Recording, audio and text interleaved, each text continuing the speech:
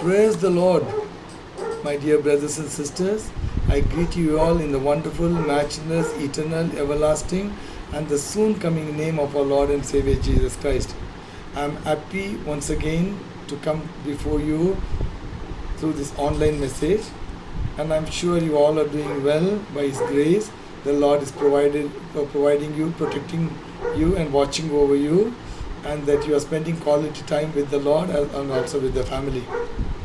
Praise the Lord. For our today's meditation, I have taken my text from 1 Corinthians 16th chapter. 1 Corinthians 16th chapter from verses 1 to 11. Again, we are into our sequential expository sermon. Amen. Let me read for you. Please pay attention. Keep your Bibles open and also your notebook and your pencil for you to record this message and to go over it after the message is over, so that the Lord may speak to you with more insight and deeper revelations. Amen. Let's go. 1 Corinthians 16 chapter from verses 1 to 11. I am reading for you from NIV version. Now about the collection for God's people, do what I told the Galatian churches to do. On the first day of every week, each one of you should set aside a sum of money in keeping with his income, saving it up so that when I come, no collections will have to be made. Then, when I arrive, I will give letters of introduction to the men who approve and send them with your gift to Jerusalem. If it seems advisable for me to go also, they will accompany me. After I go through Macedonia, I will come to you, for I will be going through Macedonia. Perhaps I will stay with you a while, or even spend the winter, so that you can help me on my journey wherever I go. I do not want to see you now and make only a passing visit. I hope to spend time with you if the Lord permits. But I will stay on at Ephesus until Pentecost, because a great door for effective work has opened to me, and there are many who oppose me. 10. If Timothy comes, see to it that he has nothing to fear while he is with you, for he is carrying on the work of the Lord just as I am. No one then should refuse to accept him. Send him on his way in peace, so that he may return to me. I am expecting him along with the brothers. This is the word of the Lord. Shall we pray? Father, we thank you for your word. May your word go deep into the soil of our heart to bring forth fruit 30-fold, 60-fold, and 100-fold. Give us the grace to be doers of thy word, not just hearers only. Speak to our hearts even as your servants are listening. I thank you for your anointing upon me to expound the scriptures, and the anointing upon your people to receive the word gladly and become doers of God's word, not just hearers only. In Jesus' name we pray, and in Jesus' name we ask. Amen. The Corinthian church had no problems in giving. Paul is only telling them how to systematically give towards the collection that was to be made for God's people. He is also telling them that when he comes, he would want to stay with them for a longer time. He doesn't want to give a passing visit, but to spend a considerable time.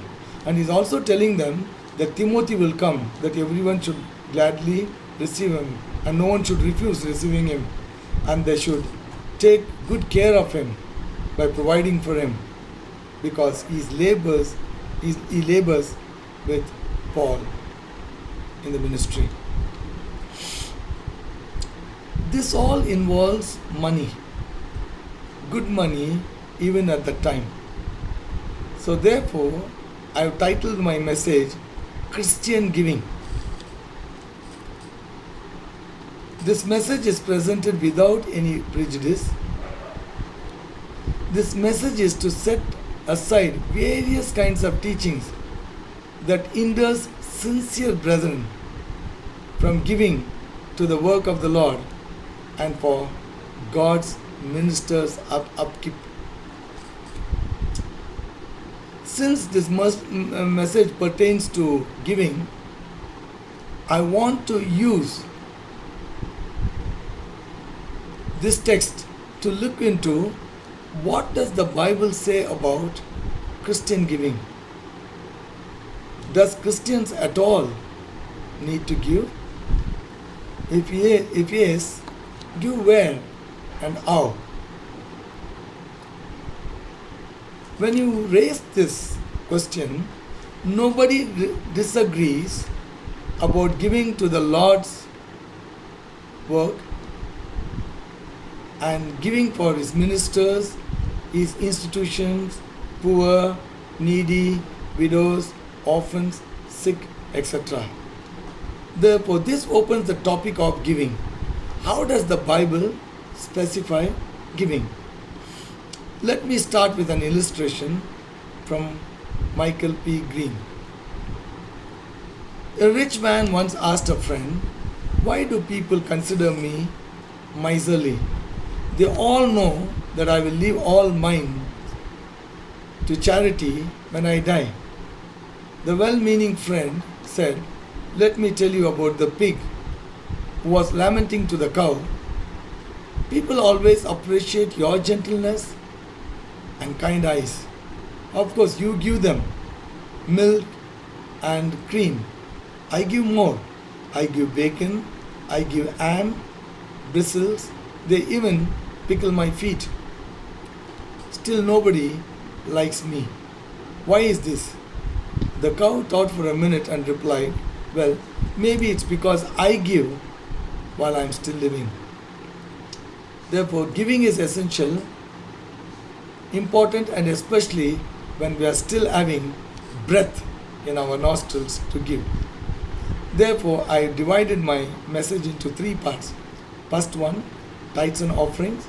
Second one, no tithes but only offerings.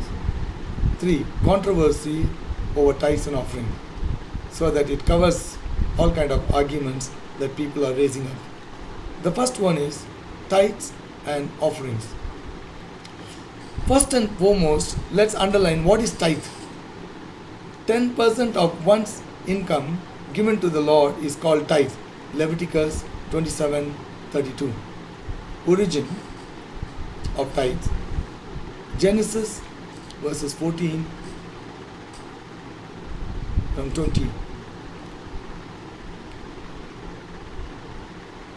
When the king of Sodom, allied with other 4 kings, totally 5 kings, went to war against their opponents, who had an ally of 4 kingdoms, surprisingly, the larger army lost the battle.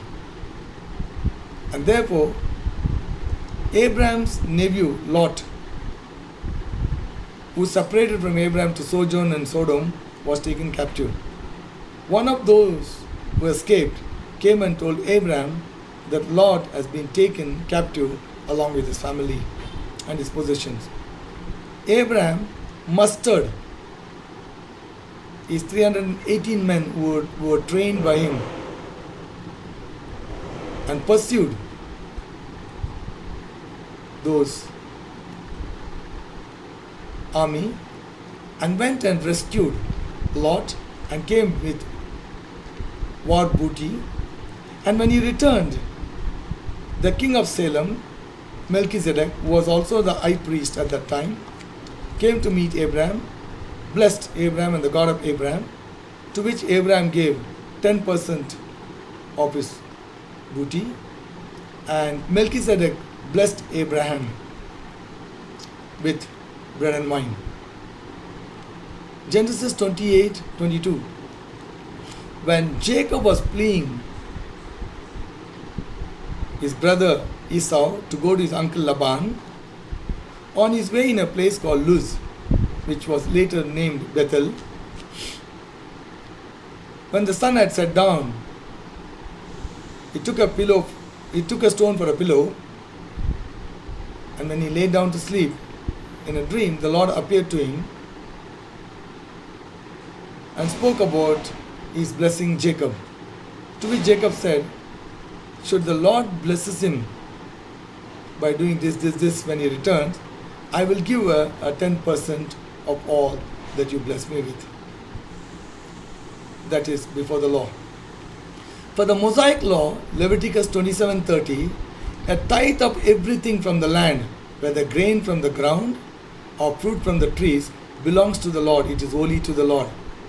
Leviticus 27:32, the entire tithe of herd and flock, every 10th animal that passes under the shepherd's rod, will be holy to the Lord. 2 Chronicles 31 verse 5 and 6. As soon as the order went out, the Israelites generously gave the first fruits of their grain, new wine, oil, and honey, and all that the fields produced. They brought a great amount, a tithe of everything. The men of Israel and Judah who lived in the towns of Judah also brought a tithe of their herds and flocks, and a tithe of the holy things dedicated to the Lord their God, and they filed them in heaps. It is commonly argued by Christians that tithes are per the law of Moses, which is not stressed or emphasized much in the New Testament. In Genesis 14 and Genesis 28, when Abraham gave to Melchizedek and Jacob pledged to give to God, should all go well with him when he returns? It was not as per the law, for the law came 400 years later. So, what could have cost Abraham to give only 10%? Why not 5% or 15%? What made him or prompted him only to give 10%? Maybe it was a practice either prevalent at that time to give to the deities, or maybe it was the intuition of the Lord in the heart of Abraham to give 10%. Maybe that's why tithe as 10% came under the Mosaic law given by God. Jacob's giving could be based on what he learned from his ancestors and parents to give. Though we don't have records of Isaac giving or offering. Therefore, when Paul argues about the law and sin in the book of Romans, he says in Romans 2:14 and 15, though the Gentiles who do not have the law, they know what is right and wrong. Even before the law was given, 400 years before the law was given, their people knew what was right and wrong because law was written on their hearts by their conscience.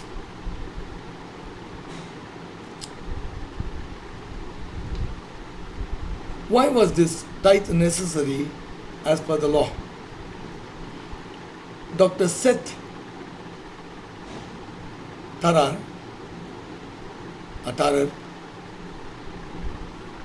I'm not quoting him just because what he views. I'm quoting because it's biblically based.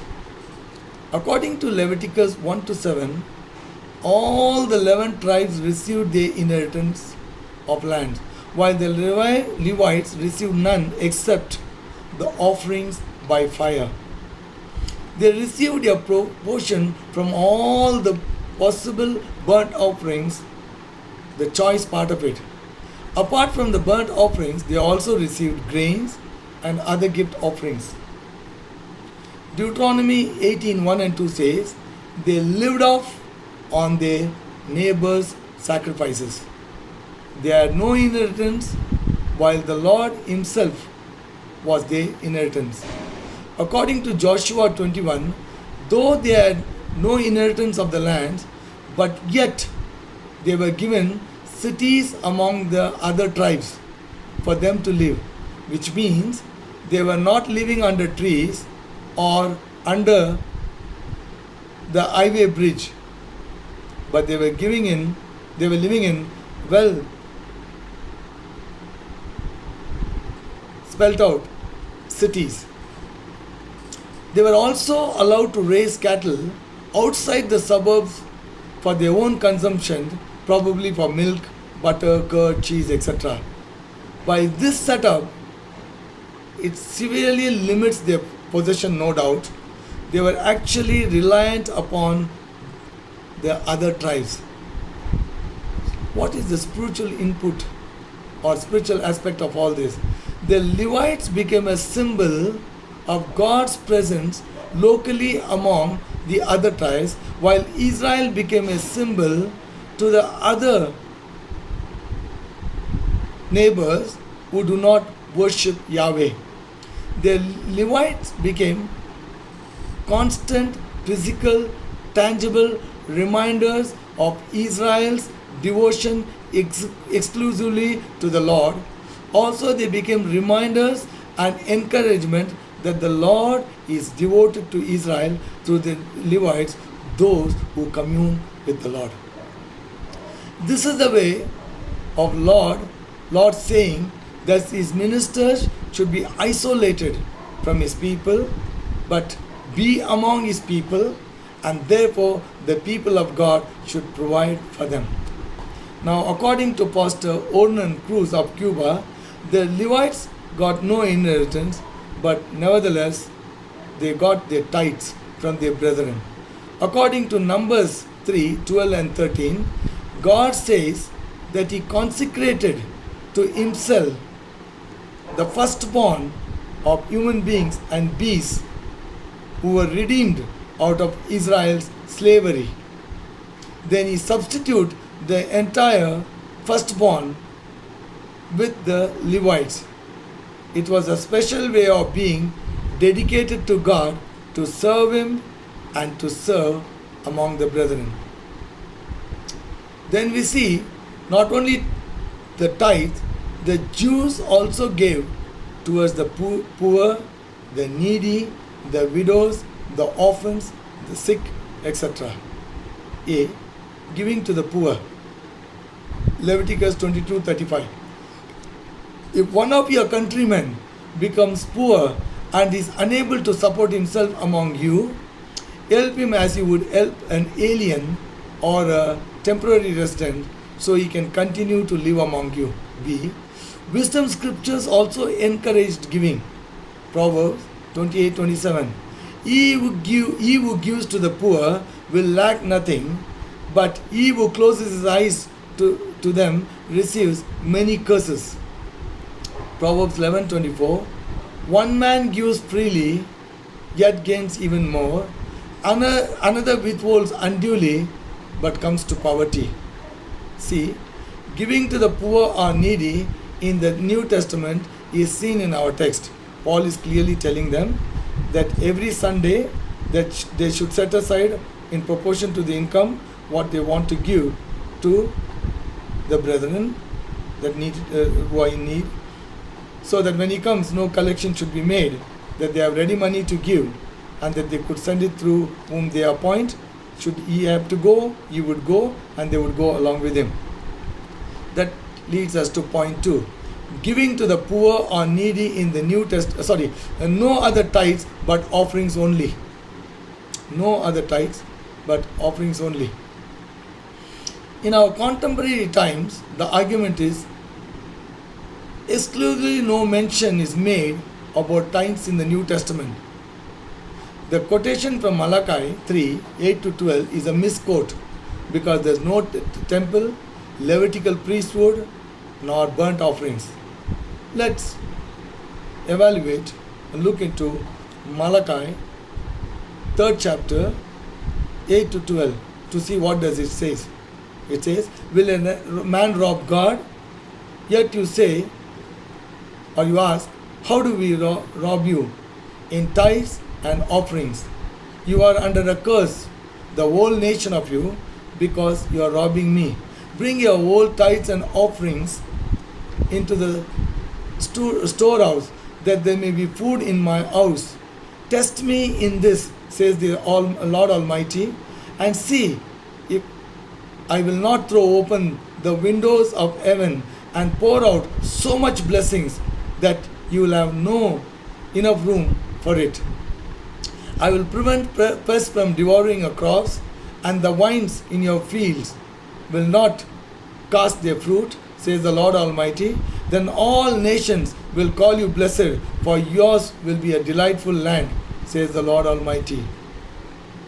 Though we don't have Levitical priesthood, temple, or burnt offerings, but the concept remains the same. Today we do have churches. Even if the building is owned, utility bills have to be paid. What about rent if the building is hired? Again, the utility bills have to be paid. What about the salary of the pastors and those that work in the parish office? Yes, I agree. There's no direct mention of tithes, either in the gospel or the epistles, but we still do have corporate worship requirements which involves money. But do we see the New Testament emphasis and implications of giving? People say there's no tithes and offerings, but we need to see what does the New Testament emphasis and implies in giving. How serious is it? Luke 6:38, give and it will be given to you. A good measure, pressed down, shaken together, and running over will be poured into your lap. For with what measure you will measure, it will be measured back to you. 2 Corinthians 9:7. Each man should give what he has decided in his heart to give, not reluctantly or under compulsion, for God loves a cheerful giver.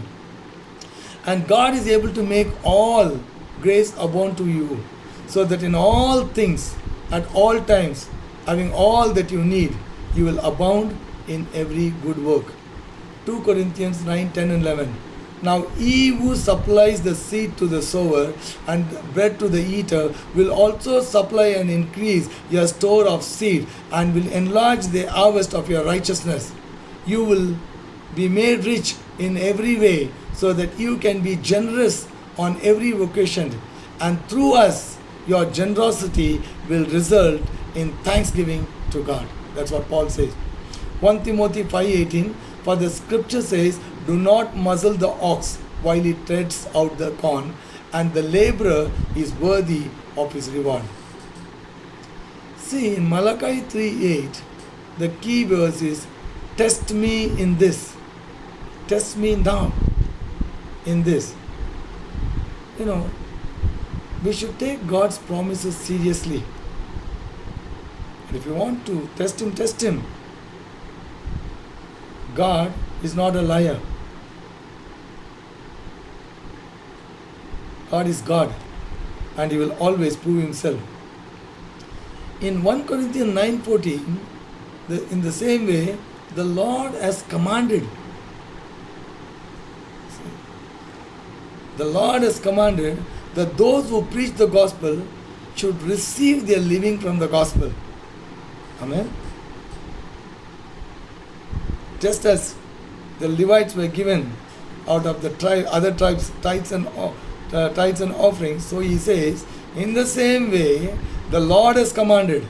The Lord who commanded in the Old Testament is also the Lord who commands in the New Testament in 1 Corinthians 19:14, that those who preach the gospel should receive their living from the gospel. Third point, contemporary argument concerning tithes and offerings. In the Old Testament, the Jews gave almost 1/3 of all their income.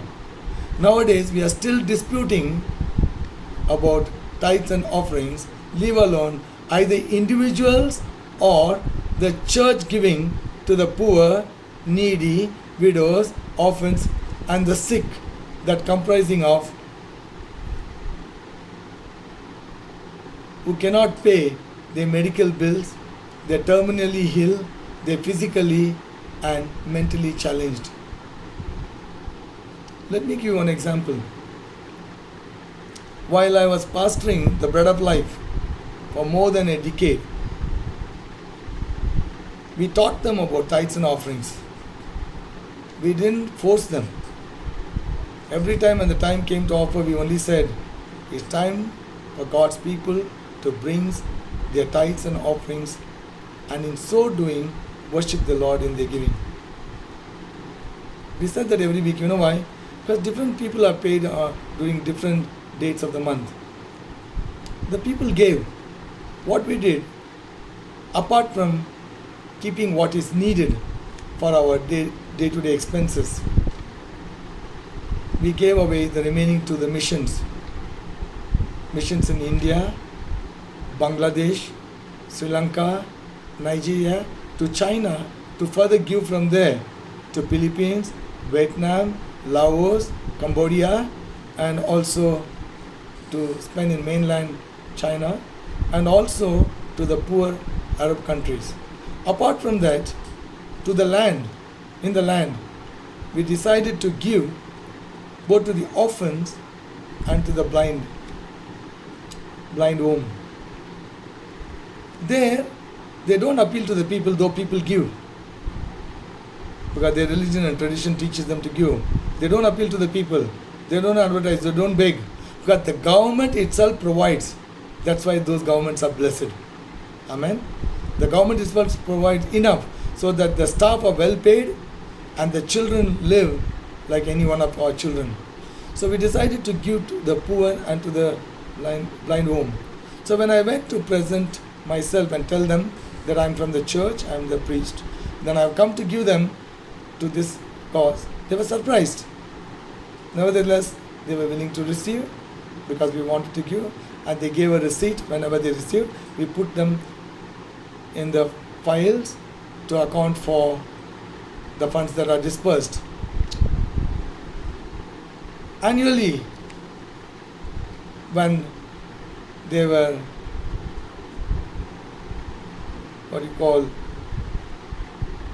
telling the people and giving the accounts of how they are spending the money in a small stadium, and they were doing it, they called me there. Publicly they introduced that we also received donation from the Christian church, and we have a priest here who is representing the church.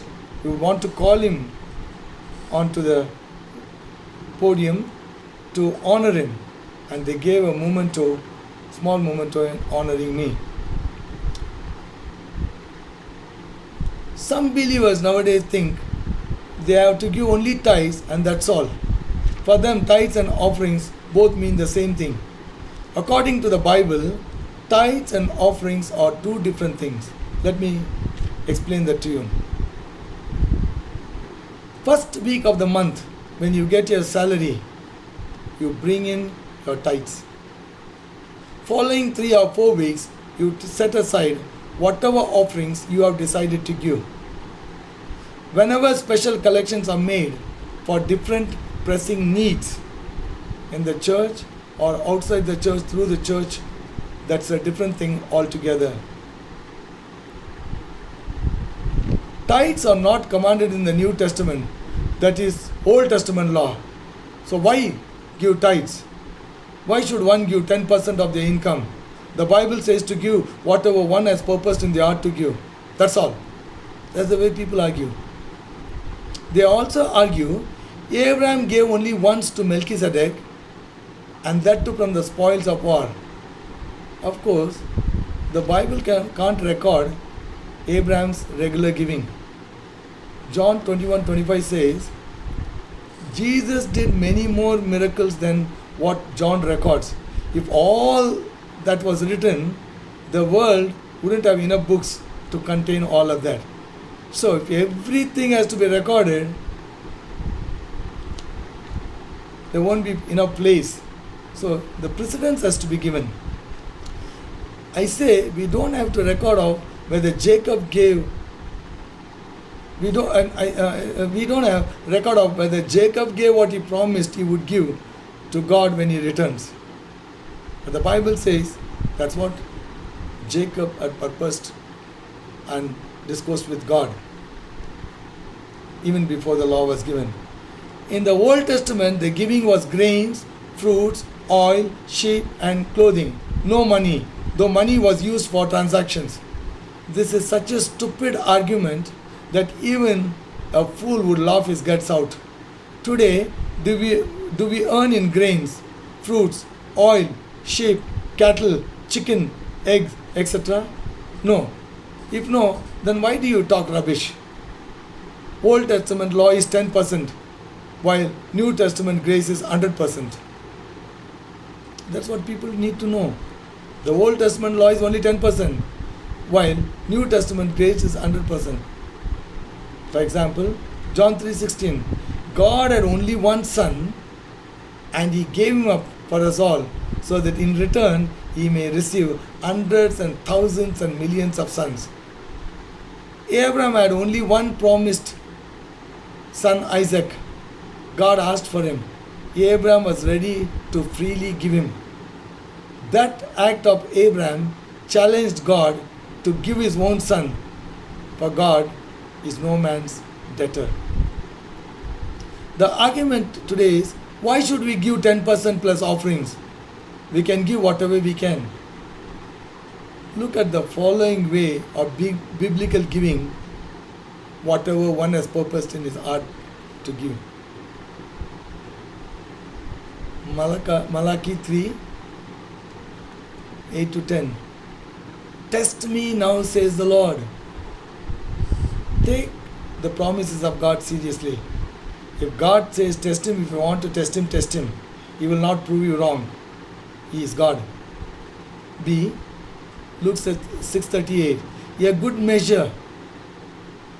The key verse there is a good measure. And the same measure will be poured out into your lap. Whatever measure you are given, the same measure will be poured into your lap. If you are given in a teaspoon, you will get in a teaspoon. If you are given in a tablespoon, you will get in a tablespoon. If you are given in a spade, you will get back in spade. If you are given in baskets, you will receive back in baskets. See, most people don't know what it means. Given, it shall be given, pressed down, shaken together, running over. Today's generation will not understand. Let me tell you what it is. When I was a small child, though the scales were used for measuring, that was only in the shops. But even the local people gave and took into their day-to-day needs in a poverty-stricken environment. So when you go and ask someone for a tomato, they'll give a tomato. So you return back a tomato. When you ask for a coconut, they'll give a coconut, you return a coconut. So when it comes to giving grains or flour, we used to have a measure. In Kannada, in our local term, it is called kalpav. In Tamil, it's called padi. So when you measure, it's one padi, rendu padi, like 1, 2 or something like that. So it is commonly also called chatak. You know, when the people measured in chatak, you know how they used to do? They used to just sprinkle and fill it up. Some people gave by cutting the tip just up to the top. Some people gave with the mount on top. Some people pressed down and even pressed the mount and gave. Some people sprinkled and gave. So that's what the Bible is talking about. How you give, so it shall be given back to you. So in other words, if you sprinkled and gave in front of the eyes, some people won't give in front of the eyes. They won't invite you inside the threshold to come and take it. They will make you stand outside, bring and give you. They would have sprinkled and given in the manner I said. And obviously sometimes you would give, maybe you didn't see how they gave, you would give more. But obviously you know when you receive how they gave. So my mother used to give in a good measure back. How you give, that's the way you receive. See, how do you explain with whatever you have? Just purposed in your heart to give with this one, a good measure, pressed down, etc. 2 Corinthians 9:7 and it says, God loves a cheerful giver. The key word is, God loves a cheerful giver. See, when you give peanuts, it is easy for you to be cheerful. Not when you give cashew nuts.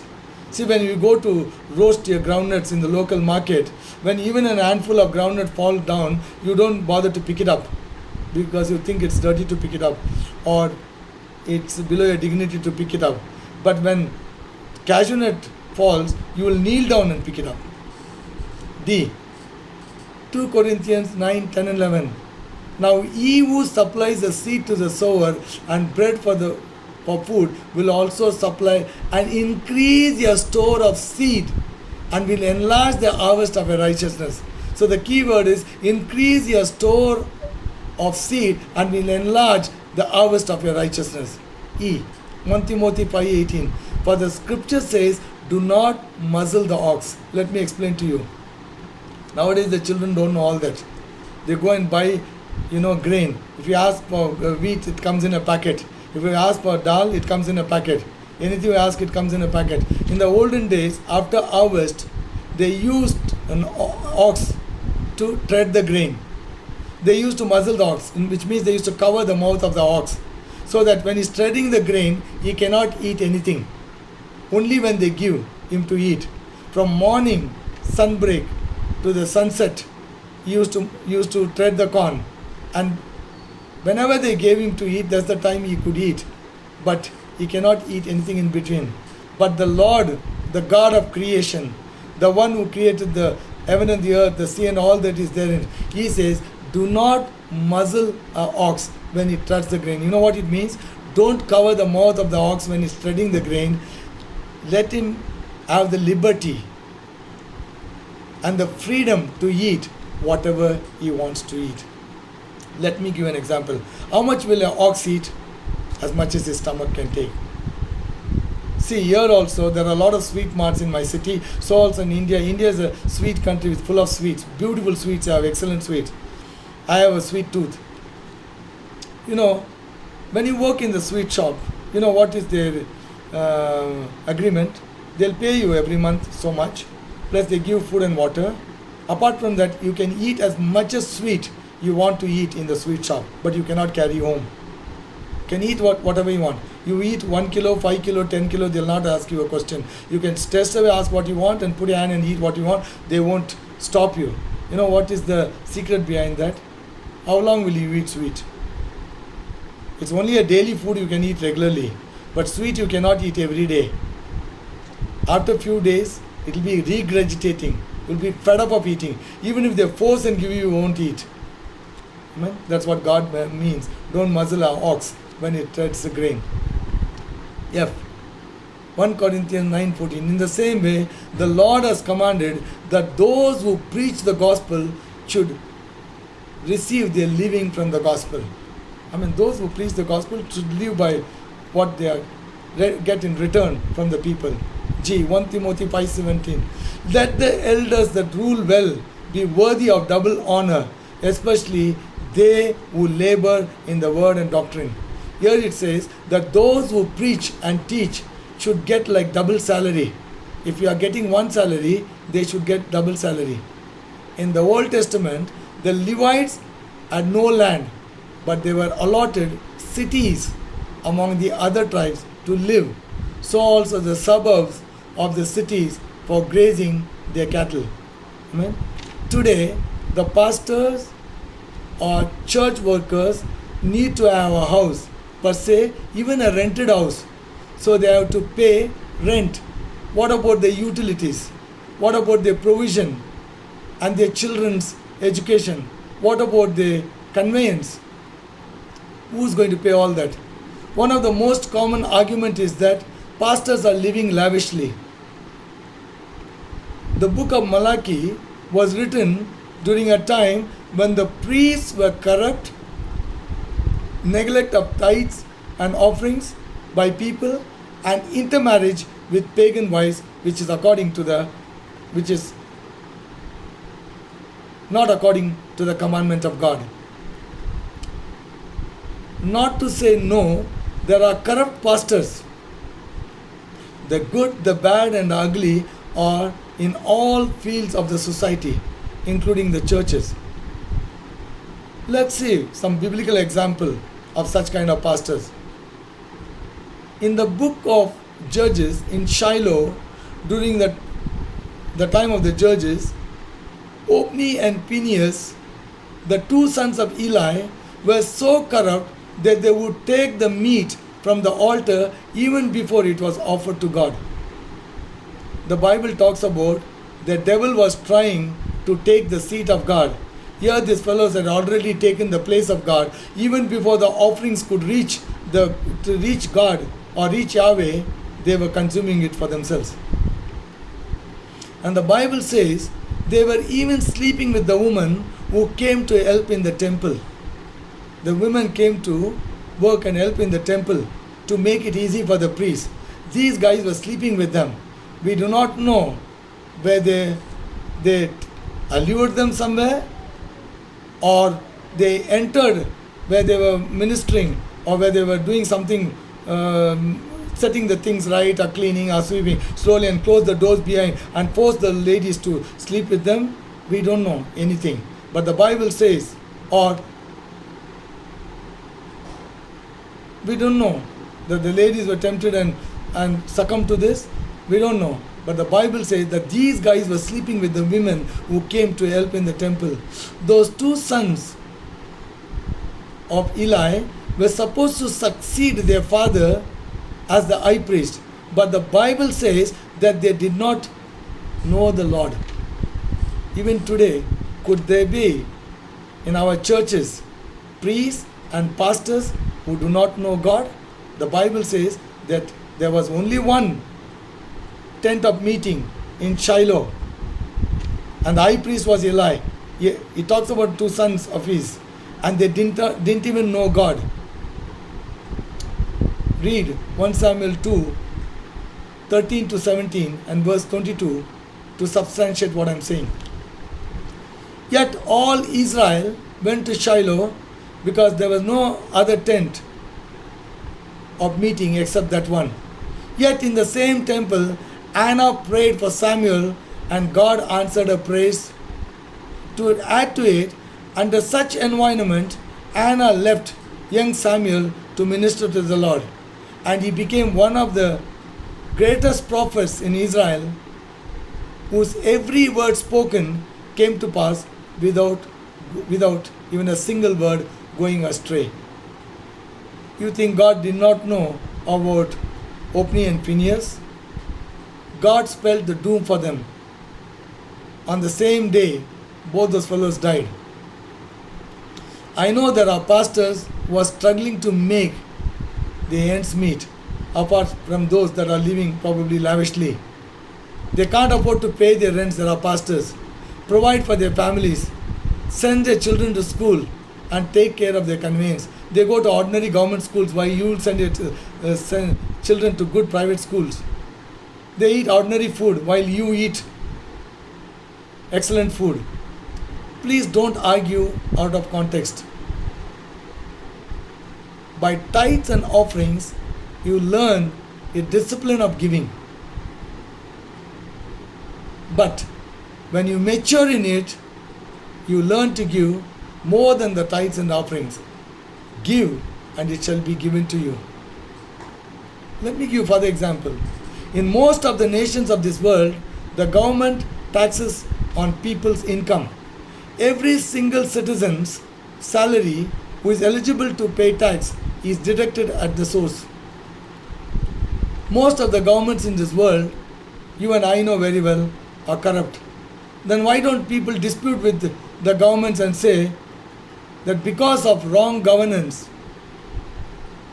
and because of corruption, we refuse to pay our taxes? Doesn't matter who you are, whether you are a believer, whether you are Pentecostal, whether you are Anglican, whether you are Roman Catholic, or whether you are Presbyterian, or whether you are an atheist, or whether you are pagan. Everybody pays tax, shutting their mouth and keeping quiet. I know one thing, matured people give to the Lord, because the Lord said that it is more blessed to give than to receive. God is no man's debtor. If He says that He will open up windows and pour out such blessings on you that even your bosom will not be able to contain it, God will indeed do it. He is God. Conclusion. If we want to follow the Old Testament law of giving tithes and offerings, which originated even before the law of Moses, please go ahead and do so. Should you want to follow the New Testament teaching of giving only offerings, but give it cheerfully, sacrificially, pressed down, running over, shaken together. Also make it a point to give to the poor, widows, orphans, sick and physically challenged for our application.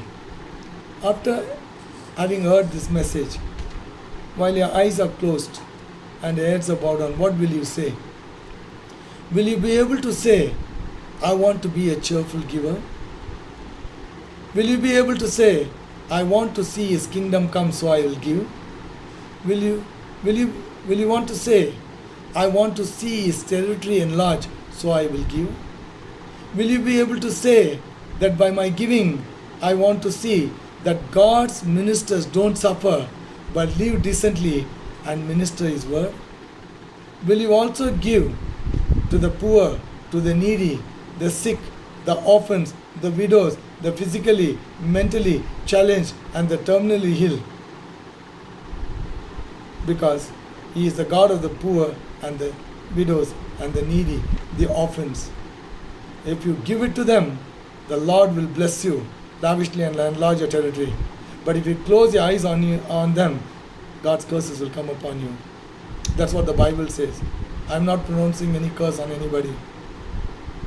May God's word bring God's blessing and God's favor and God's people even as they give. Now, my dear brothers and sisters, even before I close, there may be those who have heard this message for the first time because you joined the brethren who are listening to these online messages. Or maybe you are in the church but still are not born again. Maybe you are the one who comes from your reputed godly families, having priests and nuns in your family, even mother superiors and bishops and what you call cardinals. If you are not born again, because the Bible says the only way you can inherit the kingdom of God is by being born again. Otherwise, no one can either see or enter the kingdom of God. If this message has touched you, and if God is speaking to you by the Holy Spirit, even as I'm putting this proposal to you, if you are not born again and you want to give your life to Jesus Christ and want to be born again, it is not compulsion or by force, but it's a voluntary confession. Please do it loudly and clearly while others' eyes are closed. Say this prayer with me. Please repeat it after me. Father, I thank you. You loved me so much and sent your Son Jesus to die for the sin of the whole world on the cross of Calvary, in which Jesus died for my sin. Father, I repent of my sins. Please forgive all my sin. Cleanse my heart and wash my sin away. Lord Jesus, you were willing to die for me and you died for me. I open my heart and ask you to come into my heart, to be my Lord, my Savior, my God, my King, my Guru, my everything and my all. From this day I want to live for you. How to live for you is in the Bible. Give me the grace to read the Bible and to live for you. Thank you, Father, for accepting me as your child. In Jesus' name, Amen. Now I want to pray for those of you who are here, who are going through one crisis or the other, one kind of difficulty or the other, one kind of bondage or the other. Maybe it's sickness, maybe it's infirmity, maybe it's difficulty, whatever it may be. If you want to lay hands on the places that gives you the pain and the problem, you can lay it hand. If not, just bow down your heads. Let me pray for you. If you are barren, if you are having miscarriages, if you are single and you are praying for a spouse, if you are contemplating divorces, I would plead with you and beg with you, please don't go for divorce, but reconcile and make it up with your spouses. But if you have gone through divorce, let me pray for God's strength. You can come back to the same spouse. Please pray. Nothing is impossible with God. Let me pray for you. Father, in Jesus' name, I thank you that you are a prayer answering God and you are a good God. In the name of Jesus Christ of Nazareth, I command every tissue, every organ, every bone, every marrow, every tendon, every ligament to get in line with the word of God, so that God's people may function in the perfection in which God created them to function. I command every sickness, every disease, every infirmity to leave God's people even now in Jesus' name. Father, if they are praying for one miracle or the other, even for Portuguese passports, may it come through even in a time like this, COVID-19, in Jesus' name. Father, I pray, oh God, if they are praying for one kind of issue or the other, I pray that they may receive a miracle, and I don't know who they are, that they may glorify God, and that for all glory belongs to you. Thank you, Father, for hearing our prayer.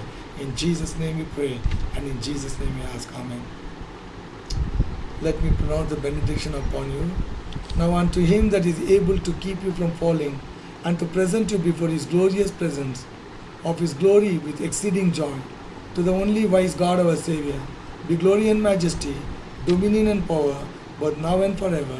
And God's people said, Amen and Amen. Go in peace and live the way God would want you to live. May God's grace be upon you, and may His presence be with you always. In Jesus' name, Amen and Amen.